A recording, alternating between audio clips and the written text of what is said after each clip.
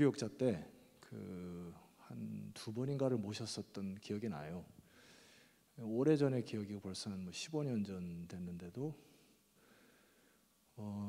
예전 모습 그대로 그때도 머리가 백발이셨고 오늘 같이 식사하고 또 대화 나누는데 목소리도 그대로우신 것 같고 서울여자대학교의 지금 교수이시고 그다음에 이제 기독교 문화 이쪽에서는 굉장히 그 전문가이시고요. 그리고 늘 이제 청년들과 살았기 때문에 여러분들의 어떤 눈높이와 이런 것들이 맞으리라 해서 제가 이제 개인적으로 초대를 했고 조금 아쉬운 거는 이제 리더십들 중심으로 이제 모였는데 청년들이 좀 많이 참석했으면 굉장히 도움이 되었을 거라 생각이 되는데 다음번에 우리가 수련회라든지 이런데 조금 더 우리 많은 청년들이 모였을 때 한 번 더 모시면 좋을 것 같다는 생각이 들고요. 여러분들 리더십에 대한 이제 8주가 시작이 될 텐데 이제 오늘 첫 단추가 됩니다. 아마 중요한 여러분 인생에 있어서도 토요일 날 오후 이 시간이 굉장히 좀 약속 시간도 많고 놀고 싶은 것도 많고 할 텐데 일단 담임으로서 이렇게 여러분들이 참여해 주셔서 감사하고 아마 후회 없는 강의가 될 것 같고요. 그 다음에 지금 기독교 전반이 조금 침체된 부분이 있긴 합니다만은 저는 이제 그 부분에 대해서는 동의할 수가 없는 거는 하나님께서 세우신 교회는 망하지 않고 계속 부흥하리라 저는 믿어 의심치 않습니다. 그래서 오늘 우리 교수님 모시고 우리 강의를 들을 때 여러분 많은 도움이 되기를 바라고 제가 오늘 첫 모임이기 때문에 기도하고 저는 좀 내려가도록 하겠습니다. 기도드리겠습니다. 하나님 아버지 감사합니다. 저희들을 주의 자녀 삼으시고 아버지의 거룩한 나라 꿈꾸게 하시고 또 소망으로 하루하루 살아가게 하시니 감사합니다. 우리 청년의 때에 어떻게 주님의 나라와 의를 위하여 살아갈 것인지 또한 이 세대를 품고 어떻게 살아갈 것인지 이번 제자반을 통하여 주님 말씀하여 주시고 우리 청년의 리더십들이 깨어 기도하는 복된 시간 되게 하여 주옵소서. 예수 그리스도 이름으로 기도드렸사옵나이다. 아멘. 자, 우리 뜨거운 박수와 환호성으로 우리 교수님을 맞이하도록 하겠습니다.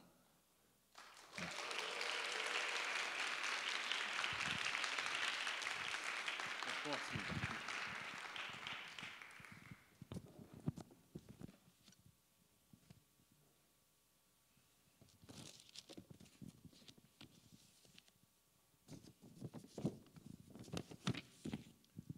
감사합니다. 사람이 아침에 잠자리에서 일어나면 완전히 다 깨어나기 위해서는 적어도 세 가지가 있어야 한다고 합니다. 첫 번째, 우리의 몸이 깨어나기 위해서 우리의 몸은 운동을 필요로 한답니다. 아침에 간단하게 맨손 체조라도 할 때 우리 몸 안에 있는 혈액이 순환하면서 우리의 몸이 깨어나기 시작한답니다. 두 번째, 우리의 정신이 깨어나려면 우리의 정신은 미소를 필요로 한답니다. 나를 향해서 웃어주는 사람이 근처에 있을 때 나의 정신이 깨어나기 시작한다고 합니다. 세 번째, 우리의 영혼이 깨어나려면 우리의 영혼은 무엇을 필요로 하는가? 사랑한다는 한마디 말을 필요로 한답니다. 우리의 몸은 운동을 필요로 하고 우리의 정신은 미소를 필요로 하며 우리의 영혼은 사랑한다는 한마디 말을 필요로 한다는 것이죠. 이 말은 비록 제가 한 얘기지만 대단히 좋은 이야기입니다. 그런데 제가 우리 청년들, 학생들과 함께 지내면서요 늘 깨닫는 냉엄한 사실이 하나 있습니다. 그것은 학생들에게 아무리 좋은 내용을 가르쳐 보아야 별 소용이 없다는 것입니다. 왜 그럴까요? 이유를 알게 됐는데요. 우리의 가르침이 또는 우리 입장에서 보면 배움이, 깨달음이 시간의 검증을 이기지 못하기 때문에 오늘은 뭐가 될 것 같아요. 근데 이게 내일이 되고 다음 주가 되고 다음 달이 되면요, 대개가 다 쓸모가 없는 가르침이 된다는 사실을 자주 깨닫게 되었습니다. 예전에는 이런 걸 몰랐죠. 예전에는 좋은 거 많이 가르치거나 또 내가 많이 배우면 달라질 것이다 생각했는데 그렇지 않다는 걸 알게 됐어요. 그럼 뭐가 중요한가 봤더니 이 습관이 중요하다는 것을 알게 됐어요.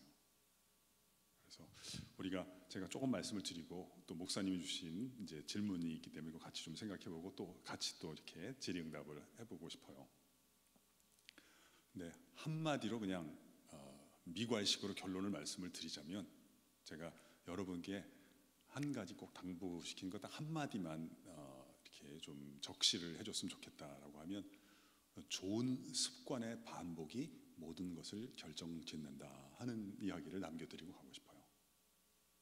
좋은 습관의 반복이 모든 차이를 가져오는 것이다 하는 말씀을 드리고 싶어요. 그래서 우리 몇 가지 하여튼 원리들을 같이 살펴보도록 하고요, 같이 고민을 나누도록 하십시다. 그래서 오늘 이 시간 제 바람은 이것이에요. 여러분과 제 안에, 저도 아직 갈 길이 멀거든요.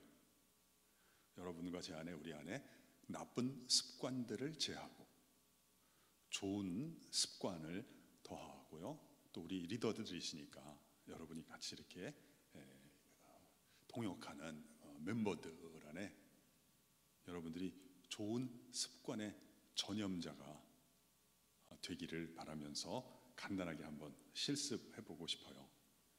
마스크 쓰셨으니까 우리 원리 한번 간단하게, 크게 안 해도 괜찮아요. 따라해 보실래요? 우리의 몸은 운동을,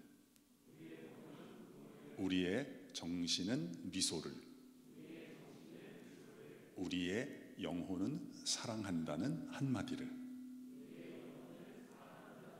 네, 우리 간단하게 한번 실습 또는 실천을 해보십시다. 그러니까 실습 또는 실천을 저는 이렇게 이해를 해요. 횟수 더하기다 이렇게 이해를 해요.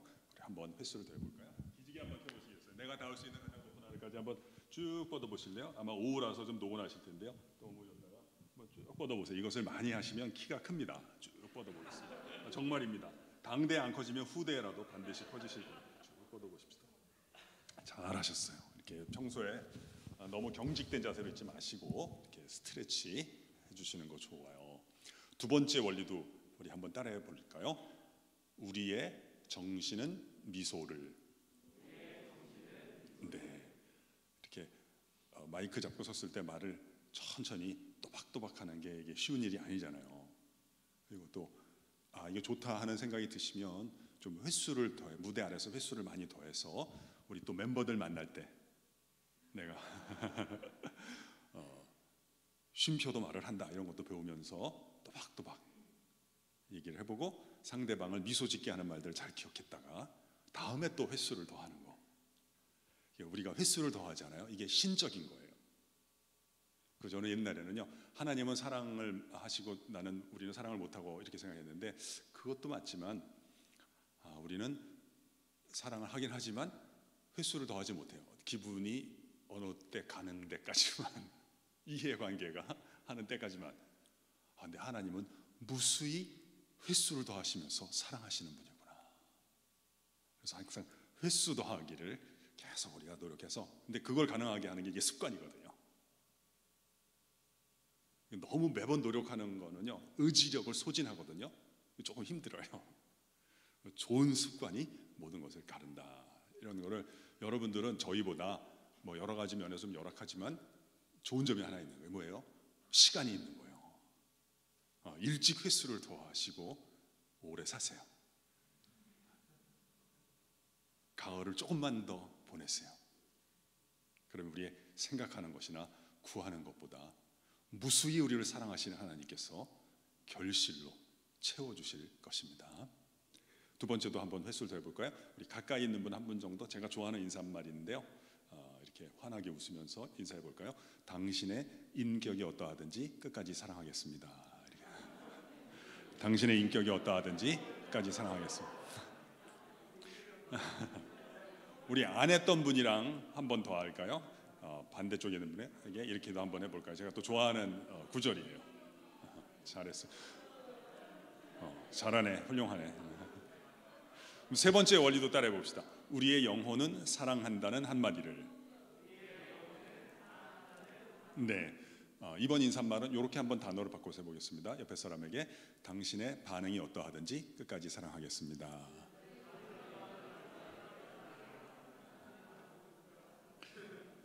네. 오늘 제가 그냥 질문을 위해서 간단한 기조 강연이 되겠죠. 축복을 요통하는 삶이다 하는 말씀을 좀 드리고 싶어요. 제가 쓴 책의 제목이기도 한데요. 요 말 안에는 제가 상당히 횟수를 더하고 기뻐하는 단어들이 들어가 있어요. 개인적인 얘기로 시작을 해볼까요? 저는 어떻게 하다가 강의를 좀 하는 여정을 걸어온 것 같아요. 근데 실제로는 제가 고등학생, 대학생 때까지는 이게 저에게 준비된 길은 아니었어요. 왜냐하면 학생회장이나 이렇게 리더 역할을 한 경험이 그렇게 많지는 않아요. 없지는 않았지만 그냥 어떻게 떠밀려서 하게 된 것이고요. 그렇게 재능이 있다고 보기는 어려웠습니다. 그리고 좀 수줍은 편이었기 때문에 그런 기억도 나네요. 고등학교를 졸업하고 교회 대학부에서 친교실에서 이렇게 사각형으로 둥그렇게죠. 사각형으로 모였는데 제 순서가 돼서 일어나서 소개를 해야 되는데요. 소개를 잘해야 되겠다고 막 생각은 했어요. 근데 일어나서 제가 한 얘기라고는 어느 고등학교 졸업한 장경철입니다 하고 털썩 주저앉았던 기억이 쓰라린 기억으로 남아 있어요. 근데 이게 쉽지가 않더라고요. 그냥 아들만 둘인 집안에서 자라서. 그런데 대학생이 됐는데, 청년이 됐는데 이렇게 말을 잘하거나 발표를 잘하는 분들을 보니까 부러운 거예요. 나도 잘하고 싶은데. 근데 이게 쉽지가 않았어요. 근데 일단 관찰을 해보니까 말씀을 잘하시는 분들이 한 가지 도드라진 특징이 있더군요. 그것은 유머 감각이 있다는 거였어요. 그래서 어떻게 할까 하다가 그때 저희 때는 이제 리더스 다이제스트라고 하는 잡지가 있었는데요. 거기 이제 밑에 보면 유머 농담들이 있었어요. 그걸 이제 열심히 읽고 외웠죠. 근데 그거를 얘기를 했는데요. 이게 쉽지 않은 거예요. 제가 읽을 때는 재미가 있었어요. 근데 말을 하잖아요. 한 명도 안 웃는 거예요. 썰렁한 거 있죠. 저는 열등감이 시도 뒤에 온다는 것을 그때 알았어요. 제가 아무것도 안 할 때는 열등감을 느끼지 않았어요. 나도 내가 안 해서 그렇지. 하면 잘할 수 있을 거라고 생각했어요. 근데 해보니까 이게 안 되는 거예요. 그래서 스트레스를 많이 받았어요.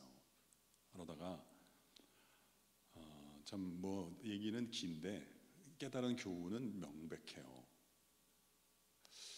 잘하려고 하는데 잘 안 되니까 체념반, 이 세상에 잘하는 사람들이 이렇게 많은데 나까지 잘할 필요 있냐. 그냥 나는 다른 사람들이 잘하는 것을 좋아하다가 그 중에 한두 가지만 유통을 하면 되지. 이런 생각이 들었던 거예요. 지금 제가 어쩔 수 없이 유통이라는 단어를 썼습니다만 당시에는 그게 유통인 줄도 모르고 유통이라는 낱말을 쓴 거예요. 사실 제가 우리 기독교 교회 계통에서는 유통이라는 낱말을 제일 먼저 많이 쓴 편인 것 같은데요. 사실은 한국 사회 자체가 옛날에는 유통이라는 낱말을 많이 안 썼어요. 옛날에는 다 집 근처에 있는 조그만 이렇게 GS25 이런 건 다 나중에 체인이 되면서 생긴 것 같고요. 그냥 구멍가게라 그랬어요. 거기서 물건을 샀지 롯데마트, 이마트 이런 것들이 생긴 것들은 아마 제 기억엔 90년대 중반이나 초중반 이후에 생긴 게 아닌가 싶어요. 저는 이제 80년대 아주 초반에 대학생활, 청년 생활을 지냈을 거니까요. 이게 유통인 줄도 모르고 유통을 하게 된 거예요. 그리고 이게 나중에 신앙적으로도 청년 때 은혜를 받다가 이 소원이 생긴 거죠. 한 번 사는 삶인데 나도 좀 잘 쓰임 받고 싶은데 뭘 해보려고 그러니까 잘 안 되고 재능은 없는 거예요. 또 그때 선생님한테 배운 게 너무 열심으로 노력으로 쓰임 받으려고 하면 오래 가지 않는다는 거예요. 재능 또는 교회용어로 은사라고 하죠. 은사를 발견해서 쓰임 받아야 된다는 거예요. 근데 아무리 봐도 잘하는 게 없는 거예요. 그러다가 참 원망도 했어요. 그 모차르트와 동시대를 살았던 살리에르라고 하는 사람이 그 영화 아마데우스에 보면 신에게 원망하는 장면이 나오거든요. 뭐라고 원망하는 줄 아세요? 아니, 저 모차르트에겐 재능을 줬는데 왜 나에게는 재능은 주지 않고 열망만 주어서 내 인생을 이렇게 괴롭히는 거예요. 재능을 주지 않으려면 아예 열망도 주지 말든지 왜 나에게 능력은 없이 바램만 줘가지고 나를 힘들게 하고 죄를 미워하도록 만드냐는 거예요. 제가 그 심정을 이해하는 거예요. 그래서 참 저도 너무 힘들었어요. 그런데 제가 은사가 없었는데 지금 돌이켜보니까 잘하는 게 없었는데 그래도 한 가지는 잘했던 것 같아요. 그게 뭐냐면 그게 은사인지는 그때 몰랐어요. 저에게 지적인 정직성이라는 은사가 그때도 있었던 거예요. 제가 잘 못했어요. 그건 사실이고. 그러나 내가 못할 때 내가 못한다, 없을 때 있는 척하지 않고 없다고 인정하는 그것도 은사였다는 걸 알게 된 거예요. 나의 무능함과 나의 결핍을 인정하였더니 또 시간이 지난 다음에 그때 내가 죽지 않고, 내가 죽을 생각도 했었거든요. 옛날에. 죽지 않고 오래 삼았더니 성령께서 깨달음을 주신 거예요. 아, 나에게 없으면 임대를 해와서 쓰임받으면 되겠구나. 그게 유통이 된 거예요. 그래서 저는 지금도 저를 교사다 이런 생각을 잘 안 합니다. 제 소명은 유통업이다 이렇게 생각을 해요. 왜 생긴 걸까요? 생산할 수 있는 능력이 없었고 전 지금도 없고 앞으로도 없을 것이라는 것을 이제 인정을 하니까. 그래서 제가 목사님과도 이렇게 대화하면서 왔지만 제가 잘하는 게 있어요. 그때 이후로 지금까지. 뭐냐면 잘하는 분들 보고 잘한다고 말씀드린 걸 제일 잘하는 거예요. 제가 책을 읽는 이유는 이 저자가 잘하는 걸 잘한다고 이야기하기 위함이에요. 그걸 제가 제일 잘하는 거예요. 그래서 옛날에는 유통업 이전과 이후를 볼까요? 이전에는 잘하는 사람들 보면 평소에는 그냥 아무 생각 없이 살다가 한번 따라해 보려고 하다가 안 되니까 열등감만 있었던 거예요. 지금은 어떻게 돼요? 잘하는 사람 보면 기뻐하죠. 왜? 또 장사 미천 하나 건졌구나. 저걸 내가 갖다가 써먹으면 되겠구나. 진짜 잘하는 사람은 바빠서 못 가요. 그 나머지 곳들에 제가 대신 가주는 거예요. 그래서 직업은 유통업인 거예요. 전공은 썩 좋은 단어는 아니지만 그래도 여러분이 그냥 잘 받아주시는 것 같으니까 다 그냥 솔직하게 말씀을 드릴게요. 직업은 유통업, 전공은 모방과 표절인 거예요. 다 베껴서 하는 거예요. 제가 제일 놀랐던 것 중에 하나가 어디 가서 강의를 했는데요. 저를 좋게 들어주시는 분이 참신하다는 거예요. 보통 일반적인 목사님들이랑 이야기하는 스타일이 좀 다르다는 거예요. 그래서 제가 속으로 이거 다 베껴서 하는 건데 솔직히 얘기를 해야 되나. 뒤늦게 알게 된 거죠. 이게 김치를 우리가 만들다고 하면 배추, 고춧가루, 젓갈 이거 다 남의 거. 짜깁기는 내가 해요. 짜깁기. 그런데 횟수를 더 하다 보니까 그냥 나는 남의 거 베낀 거지만 사람들이 좋아하니까 그걸 계속 전달을 했더니 배추가 내 것이 아닌데요. 야, 하나님이 참 우리가 생각하는 것보다 광범위하게 준비를 시키신 거예요. 효소라는 게 있어서 유기체는 산소가 있으면 호흡을 하거든요. 근데 효소는 호흡을 하지 않고 발효를 해요. 이 효소라는 게 있어서 발효가 되는 거예요. 이 한국 음식이 발효 음식이 있잖아요. 배추는 내 것이 아니지만 배추가 김치로 발효된 것만큼은 전달하는 사람도 기여한 부분이 있구나 하는 걸 알게 된 거예요. 저는 유통 때문에 너무나 많은 혜택을 입었어요. 그리고 뒤늦게 이제 열등감의 소재지도 알게 됐고요. 거기에 대한 약간의 처방도 알게 됐어요. 한 번에는 못 고쳐요. 그러나 약간의 처방과 오래 살기를 하니까 문제가 용해되는 것을 느꼈어요. 처방이 뭐냐면 진란이 먼저 있어야 되겠죠. 옛날에는요 내가 바보라서 못하는 줄 알았어요. 근데 그게 아니라 내가 바보라서 못하는 게 아니라 내가 책을 읽거나 다른 분들과 대화를 하거나 강의를 듣거나 말씀을 들을 때 좋은 기분만 갖고 일어섰을 뿐이지 내 언어의 창고에 좋은 언어들이 아직 재고로 준비되어 있지 않기 때문에 기회가 왔을 때 좋은 언어들을 진열장에 내어놓지 못하는 것임을 알게 된 거예요. 이걸 깨닫고 나 다음부터 습관이 바뀌어. 제가 무슨 강사가 되려고 준비한 게 아니었어요. 솔직히 말씀드리면 내가 좋은 기분만 갖고 일어서는 것이 좋은 습관이 아니구나. 그 다음부터는 어떻게 했어요? 책을 읽거나 다른 분들 얘기를 들으면 반드시 적었죠. 메모를 했고 집에 가면 그걸 파일로 만들어 놓고 인쇄를 해서 산책할 때 들고 나갔어요. 그걸 읽고 또 읽고.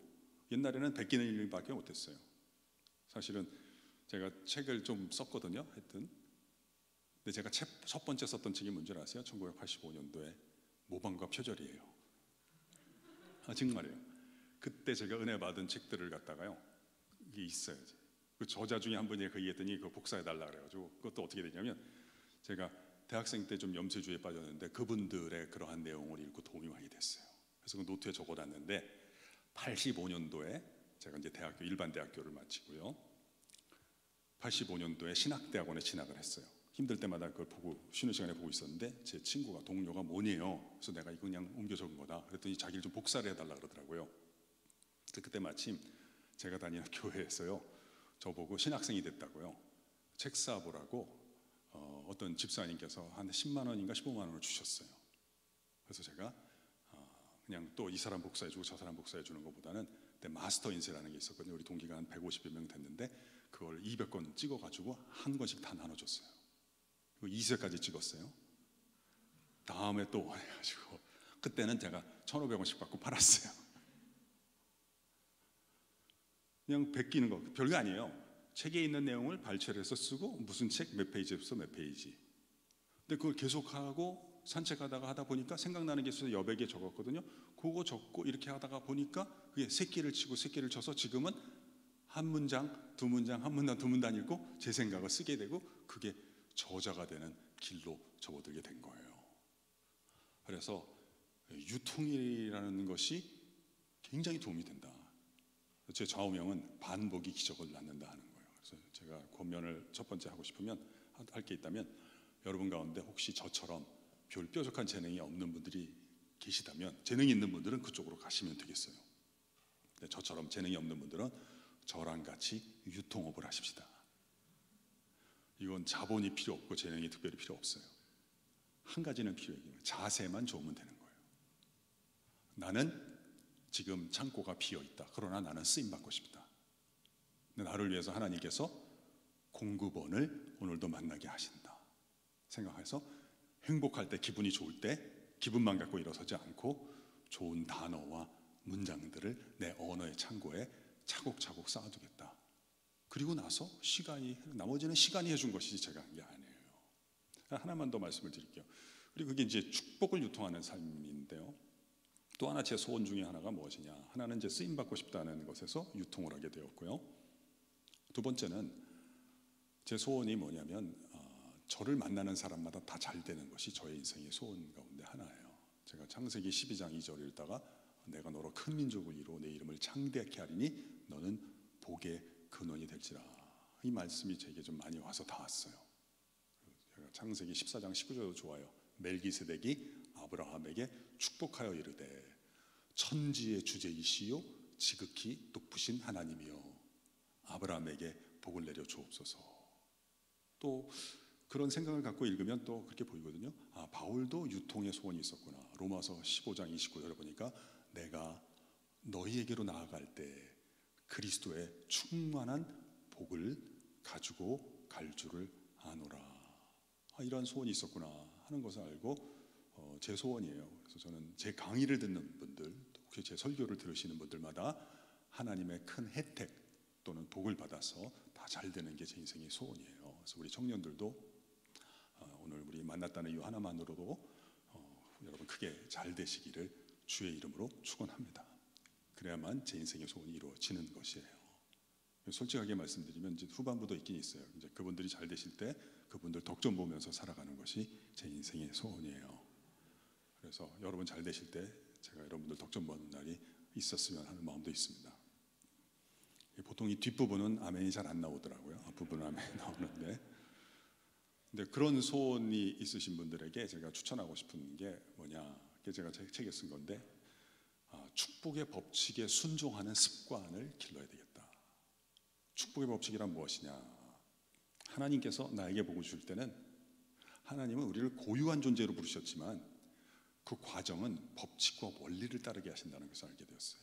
그걸 이제 축복의 법칙이라고 제가 명명을 했는데요. 말씀을 드릴게요. 축복의 법칙이란 하나님께서 나에게 복을 주실 때는 곧바로 주시는 것이 아니고 오늘 내가 만나는 사람들이 나보다 먼저 잘되게 하시고 그 사람들을 통해서 나에게 복을 내려 주신다는 원리예요. 우리 적는 형제 자매님들이 좀 계세요. 여러분 제 얘기를 이렇게 노곤한 시간에 잘 들어주시는 자세를 뵈니 제가 이 정도는 예언이 가능합니다. 여기 계시는 분들 앞으로 다 잘 될 것입니다만 우리 적으시는 분들께서 조금 더 일찍 잘 될 것입니다. 제가 우리 적는 분들 위해서 한 번 더 말씀을 드릴게요. 우리 안 적는 분들 한번 따라해 봅시다. 축복의 법칙이란 하나님께서 나에게 복을 주실 때는 오늘 내가 만나는 사람들이 먼저 잘되게 하시고, 우리 기록하시는 분들은 먼저의 밑줄을 그어야 되겠어요. 그게 중요한 거예요. 또 따라해 볼까요? 그들을 통하여 나에게 복을 내려 주신다는 것입니다. 네. 여러분 이해가 되시죠? 이해가 되시는 분들은 우리가 또 실습을 합시다. 실천은 우리가 뭐라 그랬죠? 횟수를 더하는 것이다, 이렇게 얘기했죠. 우리 횟수를 더해 봅시다. 이렇게 하면 어떨까요? 여러분 밤은 매일 오니까 횟수 더하기가 좋잖아요. 주무시기 전에 잠깐만 시간을 내서 오늘 내가 만났던 사람들을 우리가 좀 그려봅시다. 그리고 그 사람들이 잘 되도록 복을 빕시다. 여러분 가운데 혹시 요즘 인생이 좀 잘 안 풀리는 분들 계시죠? 뭐 손들 필요는 없습니다. 그러니까 우리가 원인을 통해서 한번 진단하고 처방을 해봐요. 왜 그러냐면 여러분이나 제가 못하는 것도 있지만 그것도 어떤 의미에서 결과입니다. 뭐가 원인일까요? 여러분 인생은 원인을 찾고 기다리는 것을 습관으로 만들면 오래 살기만 하면 되는 거예요. 뭐가 원인일까요? 내가 매일 자주 만나는 사람들이 복을 못 받으니까 나까지 덩달아 피해를 보는 경우가 많은 거예요. 그래서 오늘 내가 만난 분들, 선배님, 청년에는 우리 김 목사님도 중요하지만 청년에는 실은 선배가 잘 돼야 되는 거예요. 오늘 내가 만난 선배님, 또 동료, 후배들을 기록하시고 또 내일 만날 사람들 그려보시고 그 사람들에게 복을 비세요. 그리고 그 사람들을 축복할 뿐만 아니라 기도하는 거잖아요. 잘 됐다는 얘기를 들을 때 기뻐하시고 잘하는 것을 잘한다고 한번 얘기를 해주세요. 기뻐하시면 또 인생이 물어본다고 너 진짜냐? 그걸 진정성 있게 가져가세요. 그리고 오래 사세요. 그래서 제가 여러분 좀 축복하고 싶어요. 저는 뭐 기질상 중요한 사람이라서 그런 걸 잘 못하지만 그러나 제가 기질에 의해서가 아니라 창세기 14장 19절 말씀에 의지해서 한번 복을 빌어드리고 싶어요. 천지의 주제이시요 지극히 높으신 우리 하나님이요, 이 자리에 믿음으로 나온 우리 서울 반석교회 청년들, 리더들 한 사람 또 한 사람, 한 가정 또 한 가정 우리 주님께서 복을 내려 주옵소서. 여러분 마음속에 아멘 하신 바대로 여러분이 하나님의 혜택을 많이 입으시고요, 또 만나는 사람들마다 또 여러분이 함께 동역하는 멤버들에게 이 축복을 전파하시고 유통하시기를 주님의 이름으로 축원합니다. 분위기가 너무 좋네요. 아름다운 오후입니다. 제가 이제 질문을 받고 싶은데요. 그 원리 하나만 더 소개를 하면 이 축복을 유통하는데 꼭 필요한 습관이 있더라고요. 그게 뭐냐면 로마서에 보면 바울이 악에게 지지 말고 선으로 악을 이기라 이런 권면을 주시고, 또 요셉도 그 힘겨운 인생길에서 자기가 이렇게 원한을 품지 않고 이 쓰라린 감정의 노예가 되지 않은 것을 고백을 해요. 창세기 50장 20절에 보면 뭐라 그래요? 형님들은 나를 해하려 하였으나 하나님은 그것을 선으로 바꾸사 오늘날과 같이 만민의 생명을 구원하려 하셨나니. 그러므로 형님들은 두려워 마소서. 내가 형님들과 형님들의 자식들을 다 기르리이다 하고 간곡한 말로 그들을 위로하였다는 구절이 나와요. 그러니까 요셉의 고백을 통해서 우리가 알 수 있는 부분이 있죠. 내가 힘들었다는 거죠. 왜냐하면 형님들이 나를 해하려 하였다. 그건 뭐 사실이니까 그걸 부정할 수는 없어요. 그런데 그 과정에서 요셉이 이전과는 달라졌잖아요. 뭐가 달라졌어요? 하나님의 전공을 체험하게 됐다고 얘기를 해요. 그게 뭐냐면 하나님의 전공은 악을 선으로 바꿔주신다는 걸 알게 됐다는 거예요. 근데 여러분 혹시 관계나 사업에서 어려움을 겪을 때 악한 상황에 우리가 던져질 때가 있거든요. 그때 내가 어떻게 이 문제를 해결할까? 좀 더 구체적인 우리가 같이 또 얘기를 해보도록 하십시다. 그때 문제를 해결하기가 참 어렵더라고요. 제가 살아보니. 왜냐하면 해결할 수 있었다면 그 질문이 그렇게 오래 남아있지 않아요. 그 질문이 벌써 일주일 이상 됐다는 거는 지금 당장은 해결 불능이라는 거예요. 힘든 일이 있을 때 관계나 뭐 집에서나 직장에서 힘든 일이 있을 때 내가 이걸 어떻게 해야 되나 뭘 해야 되나 이런 질문이 들 때 그건 2번 질문이다 이렇게 자꾸 생각을 하세요. 1번 질문을 찾으세요. 1번 질문은 뭐냐면 내가 어떻게 해야 되느냐 생각하지 말고 그 직전에 지금 내가 하고 있는 것들 가운데 무엇을 그만해야 되는가를 먼저 물어보도록 해요. 이게 강조점의 차이인데 큰 차이예요. 만약에 우리가 2번 질문을 먼저 하는 거는 마치 내가 중립과 백지에서 문제를 시작하는 것인 듯한 전제적 착각이 있는 거예요. 근데 그렇지 않거든요. 우리는 이미 구습에 의해서 왜곡되어 있는 인생을 살고 있는 거예요.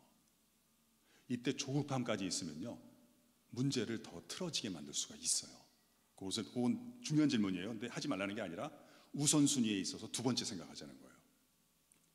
여러분 어려울 때일수록 절박한 때일수록 뭘 해야 되나 이렇게 하지 마시고요. 그때는 생각이 안 나고 해결이 안 돼. 일주일 동안 해결이 안 됐으면 차라리 잠을 주무세요.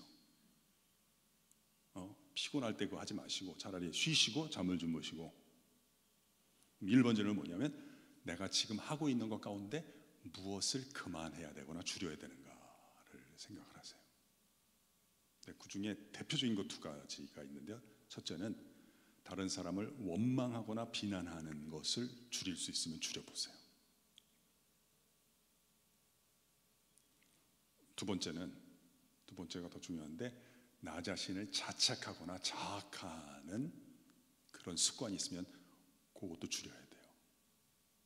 그래서 너무 내가 지금 기력이 딸려서 둘 다 없애기가 어려울 수가 있지 않아요. 내가 먼저 없애야 되는 게 하나는 그냥 전략적으로 놔두고요. 그러면 차라리 남을 욕하세요. 원망 그게 낫습니다. 왜냐하면 그 남은 장소마다 경우마다 좀 다른데 나는 어디에 가든지 나를 데리고 가야 되거든요. 그러니까 2번째 피해가 더 심대한 거예요. 그러면 어떻게 해야 되느냐? 일이 안 좋을 때는 문제를 해결하려고 하지 마시고 오늘과 일주일 전 또는 하루 전을 대조해 보셔서 더 나빠지지 않았다면, 악화되지 않았다면 상대방을 비난하지 마시고 상대방에 대해서도 약간 고마움을 가지는 것도 괜찮아요. 부모님이랑 관계가 안 좋다. 이걸 어떻게 문제를 해결해야 되지? 이건 2번으로 생각하시고요. 아빠랑도 계속 관계는 안 좋아. 그러나 지난주보다 더 나빠지진 않았어. 이거 사실이잖아요. 여기에 대해서 이렇게 반응해 보도록 해요. 그래도 아빠도 고맙다. 더 많이 참아주고 그냥 그런 면이 있다면 거기에 대해서 고마움을 가지시고요. 2번째가 더 중요하다 그랬죠. 2번째, 여러분 자신에 대해서 흐뭇함의 정서를 가지는 것도 괜찮아요. 여러분도 수고를 많이 한 거 많이 참은 거예요. 이 2가지를 하시고 오래 사세요. 이게 제가 여러분에게 드릴 수 있는 조언 가운데 하나예요.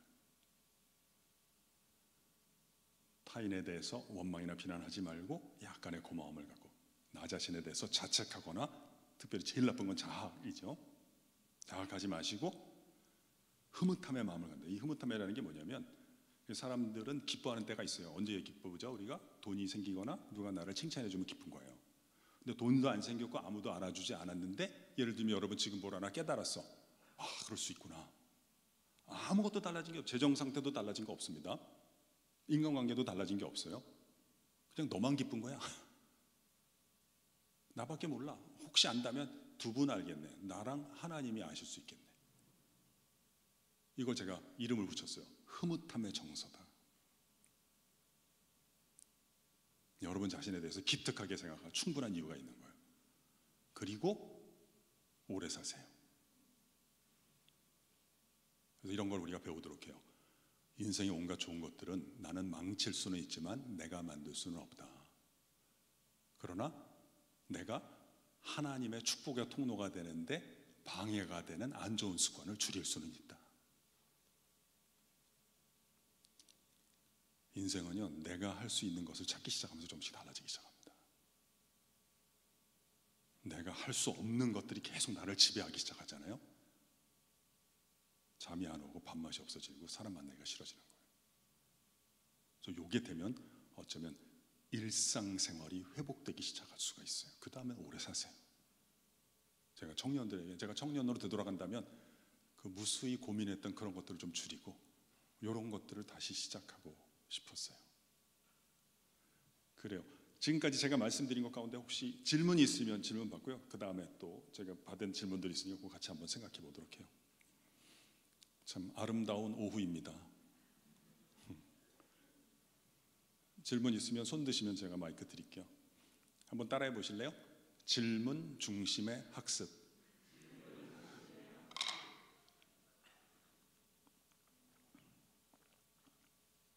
네, 우리 자매님 누가 좀 전달 좀 해주세요.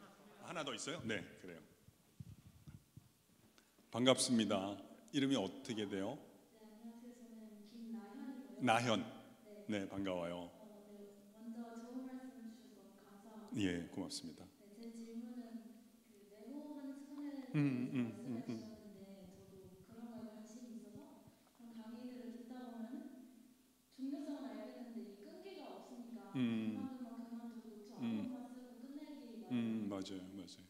그 교수님께서는 메모를 꾸준히 할 수 있는 습관이나 그리고 특히 요즘에는 뭐 핸드폰이라서 음, 분류하기가 쉬워지는데 네, 네. 예전에 종이로 쓰셨을 때는 어떻게 아하, 분류하고 아하. 꾸준히 그걸 습관을 해주셨는지 네, 네, 네, 네. 아주 훌륭한 질문입니다. 벌써 꾸준함의 중요성을 아시고 하는 질문 자체가 뛰어난 거예요. 우리 질문 가운데 우리 MZ 세대는 어른들의 좀 경직된 분위기랑 좀 잘 안 맞아서 공존하기가 힘든데 어떻게 하면 좋을까요? 이런 질문이 있던데, 그래서 제가 보기에 우리 여러분 같은 경우는 인생 살아가는데 두 가지가 중요하다. 하나는 좀 창의성이 중요하고요. 하나는 이제 꾸준함이 중요한데 우리 MZ 세대에게서는 이 창의성을 우리가 많이 공급받고 싶고 어른들에게는 이 꾸준함을 공급받고 싶은데, 근데 MZ 세대가 이 꾸준함의 중요성을 인식한다는 것 자체가 뛰어난 거예요. 잠언 31장 28절 29절 표현을 들면 그대는 뛰어나다, 나연이는 뛰어나다, 이렇게 말을 하고 싶어요. 일단은 이 메모하는 것이 중요하다. 이게 더 세퍼레이터, 모든 것의 분기점이다 하는 것을 인식하는 게 중요한 것 같아요. 저는 개인적으로 몇 권의 책을 읽었느냐는 안 중요한 건 아니지만 내가 몇 권의 노트를 갖고 있느냐에 비하면 훨씬 덜 중요하다고 보는 사람이에요. 제가 아까 농담으로 이 적으시는 분들이 좀 더 잘 될 거라 그랬는데, 왜냐하면 이 적는다는 행위가 뭐냐면요, 내가 누군가로부터 공급받은 것을 나에게 옮기는 행위, 유통하는 행위를 우리가 기록이라고 해요. 그리고 이 기록이 두 가지 선물을 주는데, 하나는 보존, 두 번째는 전달이라고 하는 선물을 줘요. 모든 경험, 착상, 느낌은 순간과 찰나적이다 하는 것을 기억하시고요. 내가 기록하는 것만 보존과 전달을 가능하게 한다. 이 중요성을 각인을 시키세요. 방법론을 먼저 찾지 마시고 Why를 알면 How는 천천히 와요. 그래서 기록의 첫 번째는 뭘까요? 나현? 기록의 첫 번째는 네이밍이에요. 이름을 붙이는 게 기록인 거예요. 첫 번째 기록인 거예요. 그러니까 우리가 경험을 해도 이름을 알지 못하는 것은 남지 않아요. 그래서 이 기록이 엄청나게 중요하다. 이걸 깨닫고요. 예를 들어서 설명하면 책을 읽는 경우가 있고 강의나 설교를 듣는 경우가 있겠고 뭐 대화를 하는 경우가 있겠는데요. 제가 기록하는 방법은 이런 거예요. 일단은 상대방의 논지와 관계없이 상대방이 중요하게 생각하는 단어는 다 씁니다. 엉망으로 말하는 사람도 중요한 단어는 다 씁니다. 그걸 그렇게 조합해서 그렇지. 이거 비밀인데 어디 가서 얘기하지 마세요. 이게 제가 지루한 설교 들을 때 안 지루하게 앉아 있는 방법이에요. 그리고 중요한 단어는 구절이나 문장으로 연결해서 써두죠. 그리고 흐름을 보려고 해요. 그래야 좀 더 덜 지루해요. 이게 어디서 와서 어디로 가는가. 수동적으로 기록하거나 수동적으로 관찰하면 인생은 지루해져요. C.S. 루이스가 말한 바대로 수동적인 반복은 반복에 의해서 무감각해지고요. 능동적인 반복이 반복에 의해서 강화돼요. 기록할 때 말은 저 사람이 하지만 나도 같이 말을 해야 돼요. 왜 저 말을 할까? 어디로 가려고 하는 것일까? 그게 맞아 떨어질 때 그 또 희열이 있어요. 그런 거를 적어두시고요. 근데 최악의 경우는 너무 마음에 안 들면 이렇게 하세요. 노트의 반 정도는 비워두시고 거기다가 뭘 이 주제에 대해서 저런 식으로밖에 말을 못하냐 하는 생각을 거쳐서 나라면 어떻게 할 것인가를 적어두세요. 그걸 많이 하시면 기회가 틈없이 옵니다. 준비를 해두세요. 창고에 많이 넣어두세요. 그리고 오래 사세요. 하나님은 못마땅한 사람뿐 아니라 마땅한 사람에게도 촛대를 다 옮기세요. 그런 걸 하시고요. 그럼 정리는 어떻게 하느냐? 그냥 뭐 특별한 방법은 없어요. 저는 데이터베이스를 옛날에 좀 쓰다가 그거 하는 것 자체가 너무 힘들더라고요. 그래서 옛날에 못했고 지금 뭐 안 해도 다 찾아주더라고요. 근데 옛날에 얘기를 해야 되니까 그런 건 안 했고 책에 대해서는 그냥 질문하셨으니까 그냥 대답만 할게요. 그때는 도스라 그래가지고요. 파일 이름을 한글로 못 정했고 영어로 8글자만 썼어요. 그리고 점 찍고 확장자 3글자밖에 못 썼어요. 그래서 처음 4글자는 저자 이름으로 했고 나머지 4글자는 책의 이름을 해서 그냥 파일에다 넣어놨어요. 그러면 저자별로 이렇게 그냥 자연스럽게 소트가 되니까. 그리고 아까 말씀드렸다시피 기회가 될 때마다 그걸 좋아하는 걸 갖다가 산책할 때 읽고 여백에 적어두고 들어와서 다시 입력을 해두고 또 인쇄를 하면 3페이지가 된 걸 또 들고 나가서 하고 그런 과정을 많이 반복을 했고요. 그러다가 뭐 글을 써야 된다든지 강의를 해야 될 때는 이제 유사한 걸 갖다가 엮어서 하는 정도로밖에 못했고요. 그래서 그건 제가 뭐 충분한 제 노하우가 있다고 말씀드리기 어려울 것 같습니다. 네, 그러나 제일 강조하고 싶은 거는 이게 엄청나게 중요하다. 그거를 우리가 좀 공유했으면 좋겠어요. 네. 좋습니다. 그러면 우리 질문 받은 거 좀 얘기를 해볼게요. 질문 받은 거. 첫 번째, 회사에서 예수님의 사랑을 드러내기가 어렵다. 어떻게 하면 좋을까? 참 회사 생활하는 것도 힘들 텐데 이러한 소원을 갖는 것 자체가 기특한 거예요. 참 훌륭한 거예요. 그냥 제가 제 생각에는 이야기하고 싶은 사람이 되도록 좀 노력을 하시면 좋겠다. 내가 만약 이런 소원이 있다면 다른 사람이 나에 대해서 나랑 더 이야기하고 싶다 하는 느낌이 들도록. 그럼 어떻게 해야 되느냐? 참 어려운 일을 이 친구가 청년이 시도하는 거예요. 제가 들었어요. 이 세상에서 제일 어려운 거 2가지래요. 첫 번째는 남의 호주머니에 있는 돈 가져오기. 2번째는 다른 사람 머릿속에 내 생각 집어넣기. 근데 이제 보통 첫 번째만 하라는데 2번째까지 하시려고 하는데 얼마나 힘들겠어요. 그러면 하시기를 원하신다면 이야기하고 싶은 사람이 되라 그랬는데 뭐 그냥 커피 한 잔이라도 밥 하나라도 사주는 사람이 돼야 되겠죠. 그래서 내가 어떻게 하면 내가 타겟으로 삼는 사람에게 기본적인 신뢰를 획득한 사람이 될 수 있겠을까? 여기에 대해서 좀 주목하고 뭐 하나하나라도 해보고 끝나면 안 돼요. 반응을 보시고 반응이 안 좋으면 빨리 끝내고 반응이 좋으면 조금 더 횟수를 더 하고 관계를 죽이지 말고 오래 살자. 2번째, 타협하는 경우가 있다. 타협할 때 어떻게 바라봐야 되나? 저는 타협하는 것을 나쁘게 보지는 않아요. 특별히 뭐 그 경우에 따라 다른데 이건 제가 그냥 간단하게 말씀을 드리고 미진하거나 좀 이해가 있으면 나중에 추가로 질문해 주세요. 이 물러서는 것이라면 저는 잘하는 것이라고 생각해요.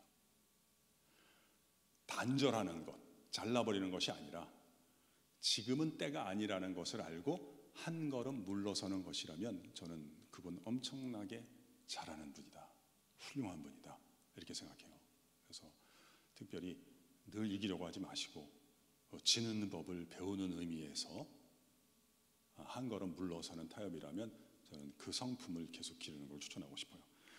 세 번째, 천국에 대해서 얘기해달라 그러는데 저는 두 종류의 천국이 있다고 생각해요. 하나는 죽음 이후에 천국이 있다고 생각하는데 그건 제가 잘 알지 못해요.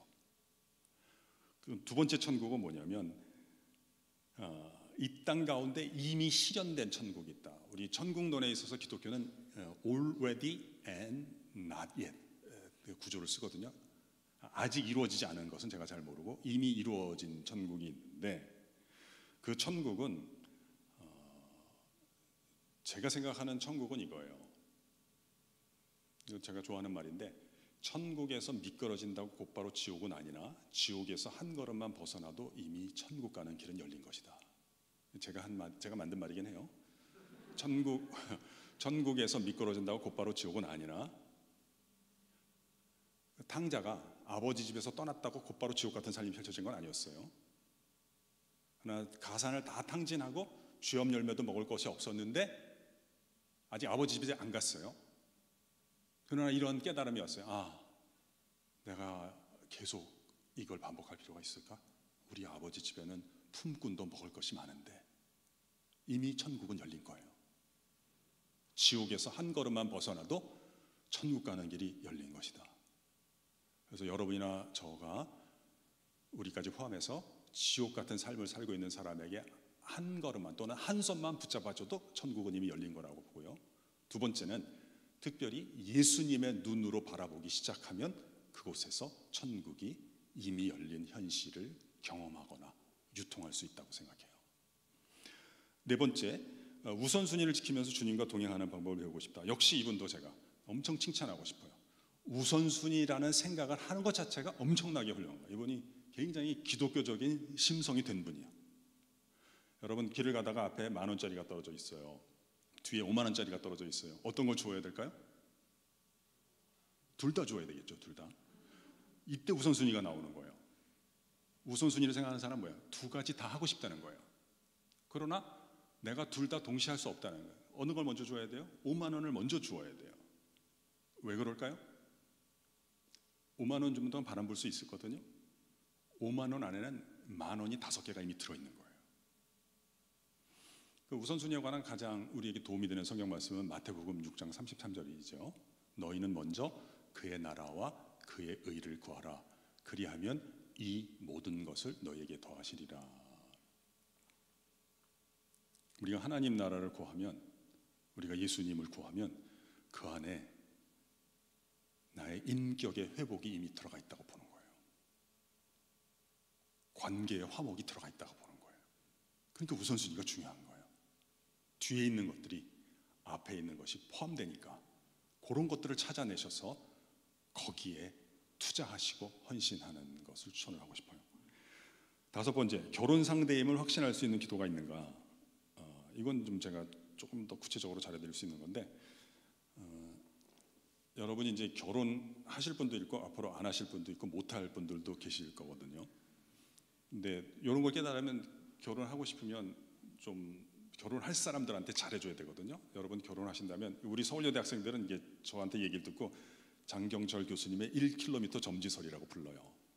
여러분이 결혼하신다면 누구랑 결혼하냐면 여러분 사시거나 일하시는 곳을 중심으로 해서 반경 1km 이내에 있는 사람들, 그 다음에 또 있으니까 너무 실망하지 마세요. 여러분 사시는 곳이나 활동하는 곳에서 중심을 걷고 반지름 1km 이내에 있는 사람들 또는 그 사람들이 소개해 준 사람과 결혼하시게 될 거예요. 그러니까 지금부터 결혼에 관심이 있으면 이렇게 생각을 하세요. 만나는 사람은 내 배우자 후보이든지 배우자를 소개해 줄 사람이다. 이렇게 생각을 하시고요. 그 다음에 그러니까 내가 어떤 기도를 해야 되겠어요? 내가 만나는 모든 사람들에 대해서 내가 이야기하고 싶거나 소개해 주고 싶은 사람이 되기, 그리고 그렇게 하는데 내가 방해가 되는 습관을 갖고 있으면 그런 습관을 줄이기, 이런 쪽으로 기도를 해보세요. 나를 이런 건 기도하지 마세요. 나를 못 만난 사람들이 나를 좋아하게 만들기, 이런 건 기도하지 마세요. 우선순위가 아니야. 나를 한 번 만난 사람은 나를 두 번 만나고 싶게 하기, 이건 기도하세요. 기도하다 보면 성령께서 이런 걸 보여주신다고요. 왜 너를 한 번 만난 사람이 너를 더 이상 보고 싶어 하지 않는가? 이걸 기분 나쁘게 생각하지 마시고 감사하시고 줄이세요. 이런 습관을, 표정 줄이세요. 있을 때 말하기 또는 없을 때 말하기, 이런 습관들이 있을지 있어요. 줄이세요. 그런 걸 하시고요. 그 다음에 결혼에 대해서 아시는 게 이제 뭐냐면, 결혼하는 방법이 있어요. 그거는 계속 사랑하기가 아니라, 여러분 아버지가 여러분 어머니를 결혼한 건 뭐예요? 사랑해서가 아니에요. 어쩌다 결혼하게 된 건데, 어쩌다 결혼했을까요? 사랑을 고백하셨고 어머니께서 그 고백을 받아주셨기 때문인 거예요. 결혼할 생각이 있는 분들은 지금부터 고백을 연습하세요. 고백을. 그러다가 한 번만 걸리면 결혼할 수 있거든요. 그래서 고백이 뭐냐? 고백은 내가 너 좋아한다, 이건 고백이 아니라, 우리가 굳이 이름 붙이자면 수작이에요. 내가 너 좋아한다. 고백은 나는 내 인생에 결정을 내렸는데, 어떤 결정이냐? 당신이 내 인생의 전부다 라는 결정을 내가 내렸고, 그걸 기쁘게 알린다라는 걸 고백이라고 해요. 그래서 그럴 만한 사람을 찾으시고 고백을 하세요. 아니면 그냥 어떻게 해요? 타협하고 물러서세요. 그런데 고백을 하면 거의 80% 이상 안 될 거예요. 어떻게 해야 되느냐? 고백하기 전에 그 고백하고자 하는 상대방 안에 나를 향한 그리움을 먼저 불러일으킨 후에 고백을 해야지 성사될 가능성이 높아져요. 목사님 지금 한번 이렇게 나오셔서 우리 청년들의 지금 얼굴을 보면, 교수님 제가 어떻게 하면 그 고백을 그 그리움을 불러일으킬 수 있을까요? 애처로운 표정으로 저를 바라보고 있는 것 같아요. 어떻게 하면 그 그리움을 불러일으킬 수 있느냐? 좋아한다고 말하지 마시고요. 상대방에 대해서 고맙다는 얘기를 이렇게 많이 한번 해보세요. 간단한 일상적 예를 들어드리면, 저는 식당에 가면 물 주시거나 이렇게 메뉴판 줄 때 고맙다는 얘기를 잘하거든요. 좋아해요. 진짜 고마워요. 왜냐하면 저는 유통하는 사람을 좋아하기 때문에, 요리사만 생산하는 것이 아니라 옮겨주는 분도 생산적 역할을 해주신다. 감사합니다 얘기를 해요. 근데 제가 재밌는 거 봤어요. 아주머니 참 감사해요, 고마워요, 이렇게 말씀을 드리면, 아주머니께서 저쪽 테이블에도 갔다가 오시잖아요. 저쪽 테이블 손님들은 그런 말씀 잘 안 하세요. 그때 아줌마가 우리 테이블에 대해서 그리움이 일어나게 되어 있어요. 더 자주 오세요. 그게 의도적이지 않을 것 같아. 저쪽 테이블에서 주방 갈 때는 우리 테이블을 거쳐서 가시는 경우가 많아요. 거꾸로 우리 테이블에서 주방 갈 때는 굳이 안 거쳐서 가시더라고요.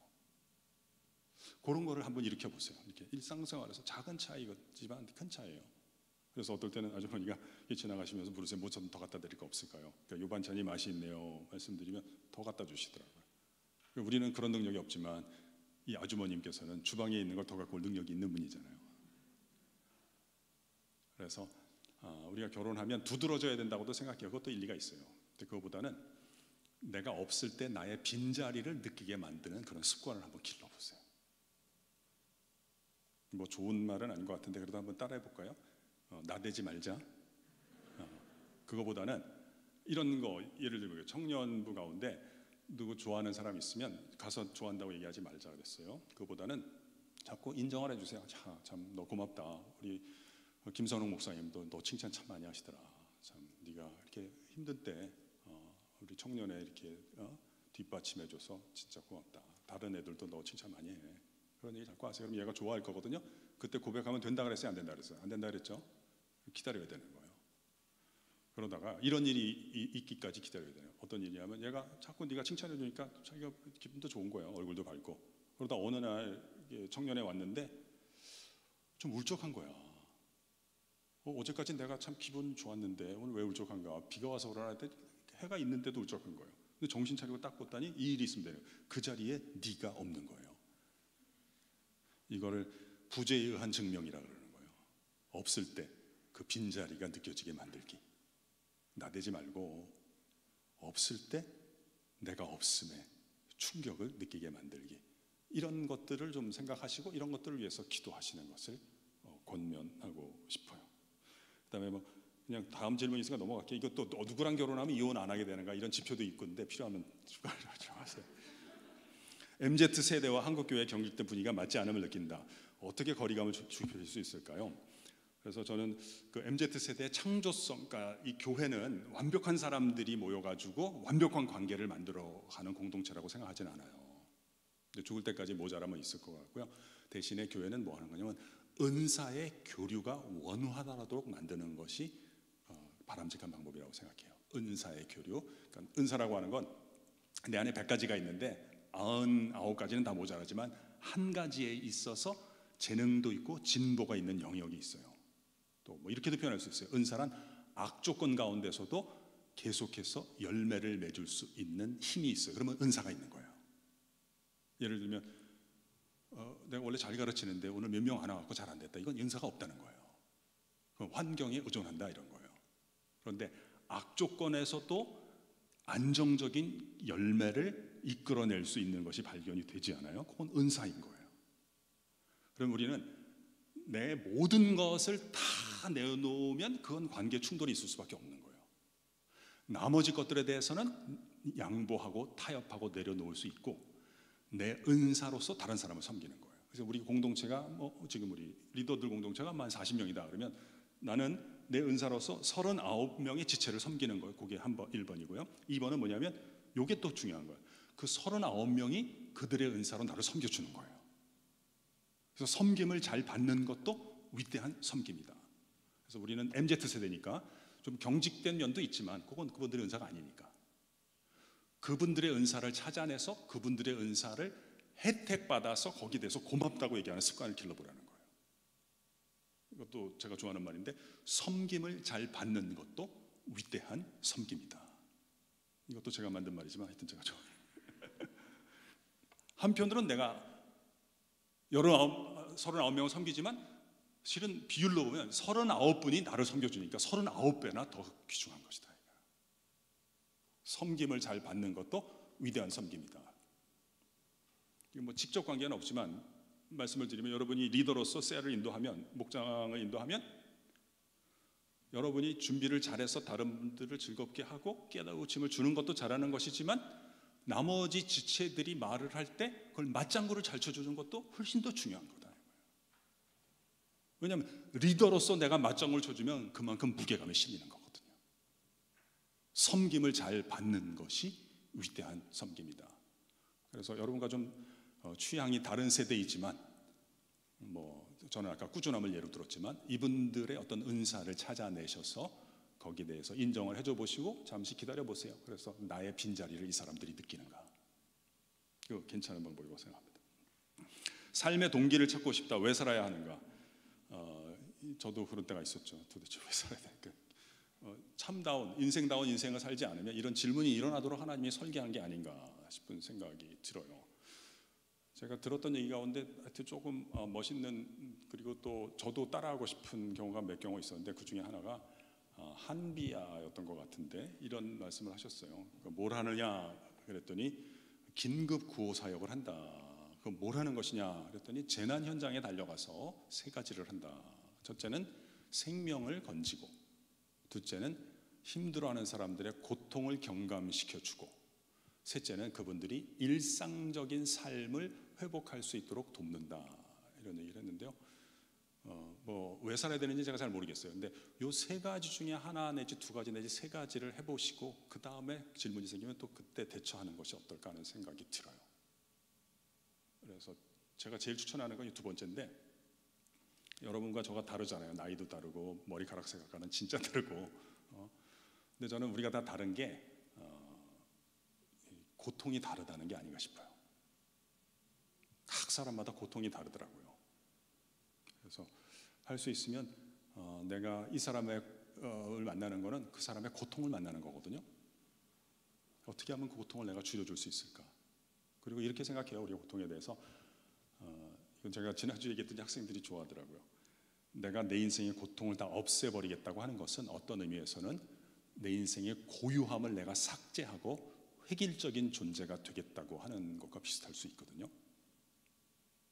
그러니까 혹시 너무 일상이 힘들고 살 이유가 모르는 분들, 아무튼 요 세 가지 중에 하나, 저는 두 번째를 많이 추천하고 싶은데, 고통을 좀 잘 헤아려서 누군가의 고통을, 개의 고통도 괜찮아요.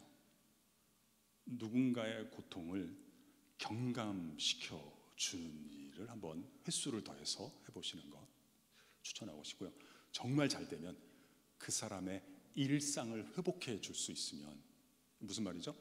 밥맛이 없는 사람에게 밥 먹는 기쁨을 누리게 한다든지, 사람 만나는 흥미를 잃어버린 사람에게 다른 사람 만날 수 있도록 도와준다든지, 이런 것까지 가면 훨씬 더 도움이 되는 것 같습니다. 여덟 번째, 기독교에 대한 혐오가 당연하고 강해진 시대에서 자연스러운 전도를 하려면 어떻게 해야 되는가. 그래서 이게 참 필요한데, 이제 어떻게 우리가 적개심을 해소하고 호기심을 유발할 것인가. 이건 제가 뭐 사회에서도 지금 느끼는 걸 저는 학교에서 옛날부터 느꼈어요. 학생들이 경건에 이런 걸 너무 싫어하는 거, 이런 걸 뭐하러 해야 되냐는 거예요. 그래서 내가 미안하게 생각한다. 그리고 그냥 더 이상 얘기 안 합니다. 내 잘못은 아니지만, 속으로는 누가 우리 학교에 들어오라 그랬냐 이런 거 하지만 그건 말 안 합니다. 근데 미안하게 생각하고, 특별히 내가 학생들과의 관계를 악화시킬 수 있는 것들을 찾아내서 그런 걸 좀 줄이려고 합니다. 그리고 그냥 한 학기 두 학기 보내는 거죠. 그러다 보면 어쩌다가 교수님 보면 그렇게 아주 무감각한 사람 같지 않은데 굳이 이런 걸 해야 되나요? 라는 질문이 나올 때가 있습니다. 이런 건 뭐하러 해야 되느냐랑 조금 뉘앙스가 달라집니다. 감정을 발산한 거죠. 뭐하러 해야 되냐? 그건 내가 미안하게 생각하는 거죠. 왜냐하면 뭐 그래도 들어왔으니까 해야 되지 않냐. 이런 감정은 의지의 명령을 따르지 않거든요. 그때는 악화시키지 않는 것만 하고, 그러다 혹시 관계가 좋아져서 선생님 쉬는 시간에 차도 마시고 얘기하니까, 그 교수 좀 가끔 가다가 강의평가서를 받아보면 학생이 듣지도 않아요. 근데 이런 게 가끔 나와요. 교수님이 착한 편이다. 그러다 보면 교수님 굳이 이런 걸 해야 되나요? 그때는 이제 제가 얘기할 때가 있죠. 실은 제가 뭐 여러분을 가르치려고 하는 게 아니다. 요즘 여러분한테 다 배워야지. 뭐 어떻게 스마트폰도 어떻게 하는지도 모르겠더라고요. 특별히 공유하는 거 이런 것들이 굉장히 중요한데, 하여튼 그런 걸 배우고, 굳이 우리가 하려고 하는 게 있다면 만남의 주선을 위해서 하는데, 어떤 만남이냐? 수명이 가장 긴 존재와의 만남을 주선을 해서, 여러분이 혹시 사랑을 하거나 연애를 하거나 결혼을 하면 그 사랑이 수명이 긴 사랑이 되고 연애가 되고 결혼이 되도록 돕는 분과의 만남을 주선하기 위해서 합니다. 이렇게 대답을 해요. 그래서 뭐 필요할 때는 뭐 시도 외우고 그러죠. 그러니까 제목 이런 시를 외우고, 이런 얘기 주제를 얘기할 때는 하나님의 사랑으로 사랑합니다라는 시가 있거든요. 제가 한번 외워볼게요.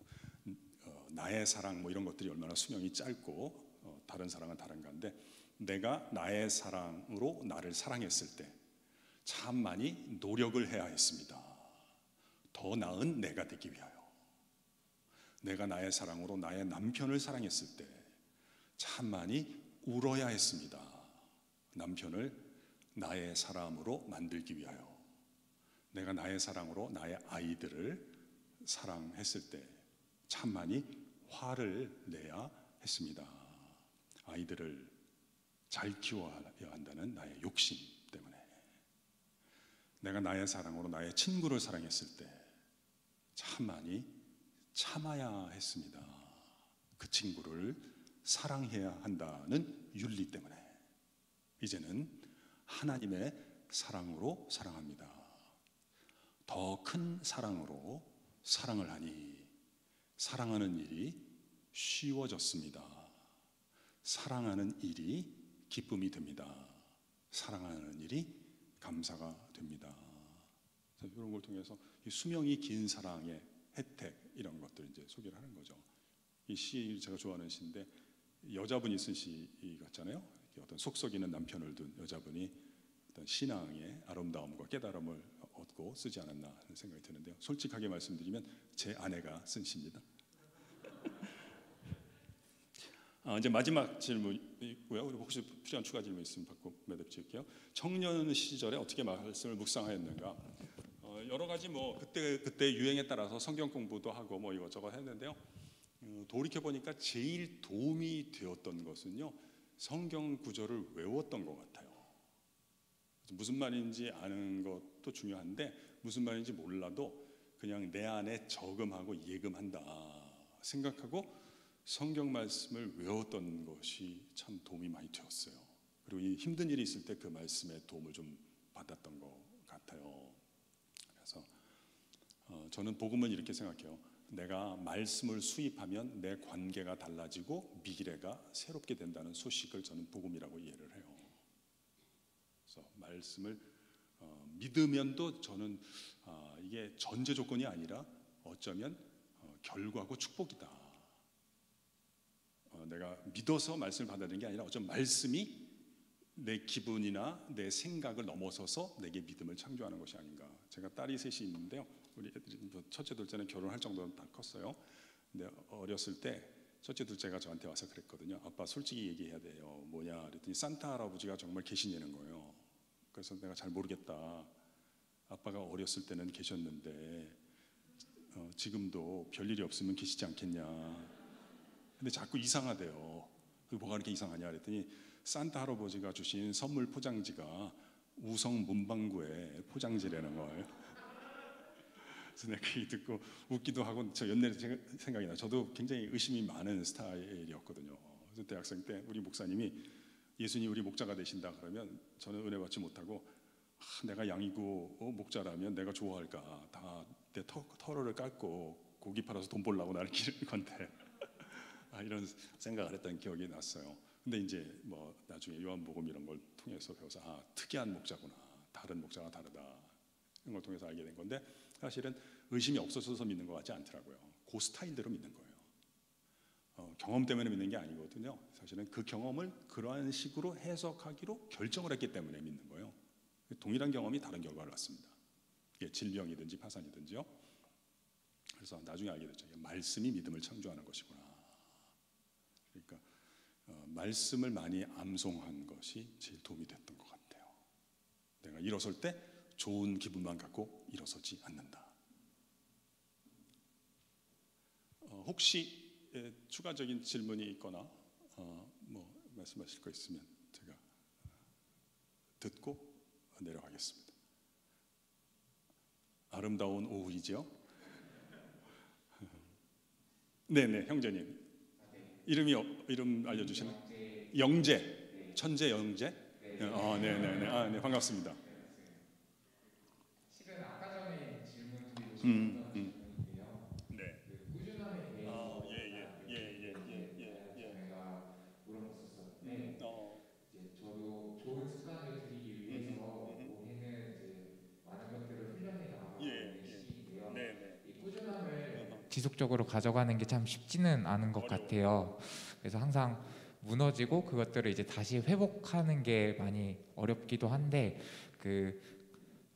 교수님께서는 이제 꾸준함을 놓쳤을 때 어떤 습관을 들이기 위해서 꾸준함을 놓쳤을 때 그것을 다시 회복시키기 위해서 어떤 노력을 했는지가 좀 궁금합니다. 너는 가르친 대로 잘하고 있냐 이런 걸 물어보시는 것 같기도 한데 그게 어려운 것 같아요. 사실은 인생 한편으로는 창의성이 필요한데 창의성은 충분히 빌려올 수 있더라고요. 유통업을 하면 충분히 빌려올 수 있을 것 같은데 이 꾸준함은 내가 횟수를 되어야 되는 것이지 이게 빌려올 수 있는 게 아니더라고요. 이게 참 어렵고요. 한편으로는 제가 의지력만으로는 안 된다 그랬지만 그래도 의지가 없이 또 되는 건 아니더라고요. 그래서 우리 기독교는 이 용기를 굉장히 강조하는데 용기가 한편으로는 위험을 무릅쓰는 건데요. 또 다른 한편으로는 이 꾸준함의 구성 요소를 갖고 있는데 두 번째 의미의 용기는 이거예요. 미래가 불확실하고 과정 속에서 헤맬 때요. 중도에 포기하지 않고 한 걸음 더 정진하는 힘을 우리가 용기라고 하는데 지금도 잘 안 되는데 그냥 원리는 이거예요. 내가 꾸준함을 잃어버리게 됐을 때는 나를 그동안 지탱했던 힘이 내게서 나오는 것이 아닌데 이게 어느 정도 혜택을 입다 보면 이 착각에서 벗어나기가 어려워요. 예를 들면 좋은 생각이라든지 따뜻한 성품을 꾸준하게 우리가 펼쳐내어야 이게 선행을 넘어서 덕이 되거든요. 그 덕의 반대말은 사실은 변덕이에요. 우리를 제일 힘들게 하는 건 악행이 아니라 변덕이거든요. 근데 말씀을 드리면 이거는 우정에서 나오는 것 같아요. 관계에서. 그래서 나보다 더 나를 사랑해 주는 그 공동체나 친밀한 우정을 놓쳤을 때, 그리고 거기에 교만한 마음까지 곁들면 꾸준함에서 벗어나는 것 같고요. 하나님 또는 내가 능력이 시력이 그만큼 안 되니까 하나님을 내게 매개해 주는 분들과의 우정을 지속적으로 가져가도록 하는 것, 이것이 제가 회복하는데 제일 도움이 되었던 것 같습니다. 그래서 저는 우리 청년들이 하여튼 좋은 선후배 관계를 꼭 이어가셨으면 하는 바람이 있어요. 루이스가 4가지 사랑에서 그러잖아요. 이 빵이나 이런 것들은 생존 가치를 갖고 있는 물품이거든요. 물 이런 거 없으면 죽는단 말이에요. 근데 우정은 꼭 그렇진 않아요. 서바이벌 밸류가 있는 건 아니에요. 그러나 루이스가 이렇게 그 다음 문장을 추가하죠. 우정은 생존 가치를 갖고 있지 않지만 우리의 생존에 가치를 부여하는 것이다. 그래서 우리 영재 형제도 영재 형제뿐만 아니라 영재 형제의 좋은 우정, 다시 말하면 이렇게도 제가 표현하면 어떨까요? 내가 신실함을 잃어버리거나 잘못했을 때 내 고통도 있지만 내가 괜찮을 때 또 힘들 때도 마찬가지예요. 내가 계속 우정을 맺고 싶은 사람의 고통에 대해서 내가 계속 헤아려 주고, 내가 힘들 때 내 고통은 내가 못 고치거든요. 근데 내가 계속 더 가까워지고 싶은 사람의 고통을 어떻게 줄여줄 수 있는가 생각하고 그 일을 조금 하는 거는 할 수 있어요. 근데 그게 결국 나를 도와주는 거예요. 그러니까 정말 힘든 분들은 인생의 의미 찾지 마시고요, 그냥 개를 기르세요. 개를. 나는 밥을 안 먹어도 개가 굶는 건 못 참을 수 있을 거 아니에요. 근데 꼭 개만 하겠어요? 좋은 선배님도 하고 좋은 스승님도 하고. 그리고 나는 그냥 내팽개치세요. 잠시 놔두세요. 그리고 오래 살아보세요. 그럼 괜찮아질 수도 있어요. 그래서 나의 성공, 나의 실패, 나의 아픔에 너무 매몰되는 것이 어쩌면 만악의 근원일 수 있어요. 그래서 어떤 면에서 보면 동물을 애호하고 이 지구를 잘 살리려고 하는 게 대단히 신앙적인 원리를 잘 활용하는 것일 수 있어요. 근데 우리가 자연적인 것만 하겠어요? 영적인 것에서도 다 따라하는 것을 권하고 싶어요.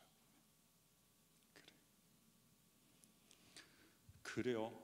아름다운 오후입니다. 제가 기도하고 매듭 짓겠습니다. 하나님 아버지, 하나님 이렇게 또 좋은 청년들 만남을 허락하여 주셔서 감사합니다. 한 사람 한 사람 개별적으로 인격적으로 품어주시되 우리 김성호 목사님을 통해서 아름다운 공동체, 서로를 지탱해주는 우정이 자라게 하시고, 혹 인생의 풍파 가운데 지치고 고난 심령이 그 인격이 회복될 뿐만 아니라 관계가 다시 새롭게 되고 미래가 새롭게 열리는 역사를 주님 경험케 하시고, 또 인근 지역 가운데 힘들어하는 청년들에게 그렇게 소문나는 우리 교회가 되게 하여 주옵소서. 예수님의 이름으로 기도합니다. 아멘.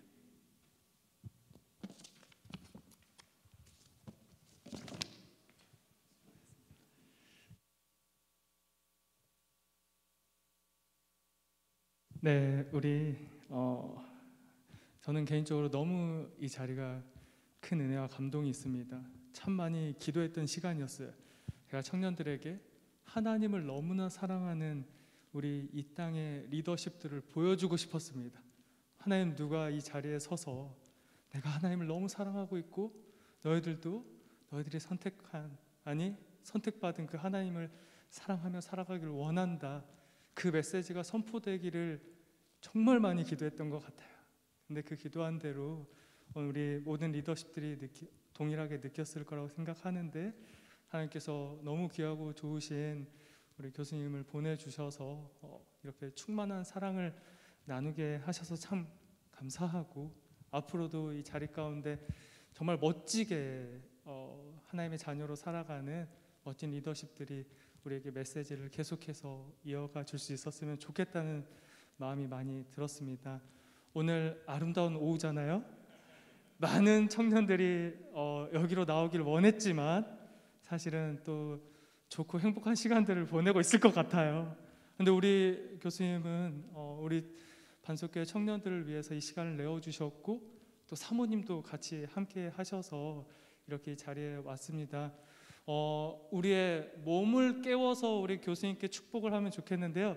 교수님 사랑합니다는 메시지를 낼 때 우리 하트로 좀 날려주면 좋을 것 같습니다. 우리 서로 우리 너무 박수 대신에 우리 하트로 교수님 사랑합니다, 감사합니다 좀 표현하는 시간을 갖겠습니다. 교수님 너무 감사합니다. 네, 우리 박수로 우리 뜨겁게 우리 감사를 표현하도록 하겠습니다. 네, 오늘 이 시간 이후로 이제 다음 주부터는 꾸준함, 습관 이것을 실제적으로 이제 해 나가는 것입니다. 그래서 우리가 어떻게 하나님의 멋진 자녀로 살아가게 될지를 이번 1학기 제자 훈련을 통해서 힘있게 또 나아가 보도록 하겠고, 오늘은 여기에서 마무리하도록 하겠습니다. 각자 이후의 시간을 보내셔도 되고요. 우리 조별로 모여 계신 분들 대화나 교제하고 싶은 조들은 그런 시간을 보내셔도 좋을 것 같습니다. 네, 수고 많으셨습니다.